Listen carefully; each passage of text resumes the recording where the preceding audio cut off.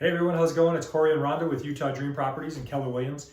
Today we're going to talk to you about, is the housing market going to crash? Let's get to work. Let's get to work.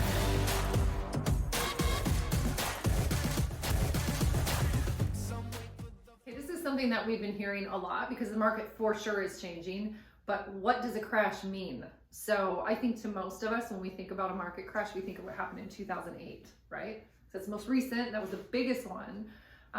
So crashing means like, hey, I bought a house for 400 and now it's worth 200. What am I gonna do? Right. Right? And the biggest thing is why did that happen, right? So in 2008, the lending institutions were giving loans out that they probably shouldn't have been giving out, right? There was people that were doing stated income loans, ARMs, all kinds of different types of loans that they weren't necessarily qualified for. And of course, that built a big bubble in the financial institution because people were trying to pay for things that they couldn't pay for. And all of a sudden, everything started to implode on itself. Right, or like the adjustable rate mortgages, like Cory mentioned, the ARMs, their payment would be a certain amount, and then all of a sudden it would go up to another amount, and they couldn't afford that amount anymore. So things were really different. Now, if any of you have got a loan in the last couple of years, you know they scrutinize, and by they we mean the lending institution, the underwriters will go through. We've actually had them question deposits on our accounts. Hey, what was this $300 or $3,000 thing for, or whatever it is, and you have to explain, okay, I went and bought furniture, or I went and did this. They want to make sure that you're responsible with your money and that they see a pattern of deposits going in and that you're not spending in a crazy way. And that's to protect you and it's to protect them because obviously that market crash affected not just the homeowners, but the institutions as well. Right, so they put laws in place, right, that affect who can get a loan, who can't get a loan, what it takes to get the loan. And they also separated some of the entities that are involved in buying a home. So for example, appraisers now are ordered, they're on a panel and they're ordered. Right. We kind of joke that they're like the CIA, they're over here somewhere, we don't know, they hit a button and all of a sudden. Yeah, we can't talk to them, you can't so- request your appraiser, you can't, talk to them and try to influence the appraisal value on a home that you're either buying or selling.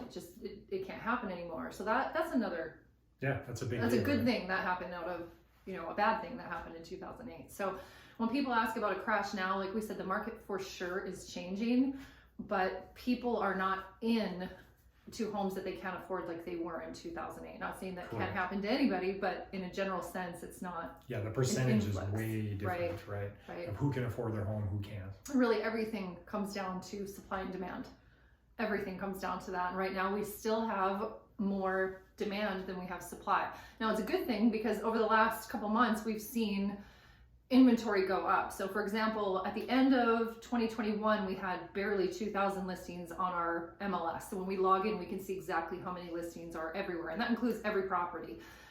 Now the last time I checked we had 4,400. So it's a good thing. I'd still like to see much higher than that. It's a lot more fun when you have a buyer and you've got things to choose from than to say, okay, I have one house in my price point, either this is it or it's not. It's a lot more fun and a lot better to be able to go out and say, hey, there's 5 houses, let me pick the best one for me. And I think we're getting back there. That does not mean a crash, it means things are changing. Yeah, so to give you a little perspective, what Rhonda's talking about is before, if we would have stopped putting houses on the market, within 2 weeks we would have had no more houses to sell. Now we've gotten all the way up to about 6 or 7 weeks. So it's still not a lot of time on market or a lot of houses out there, but there's a lot more than there was. Right. And again, we've talked about this in other videos. You can go back and look. Whenever the media posts anything, it's always to get clicks. So it's very like, hey, is the housing market going to crash? Is this going to happen? Is that going to happen? It's really getting people scared. And that's why we're coming to you just to try to say, hey, we're seeing what's on the market.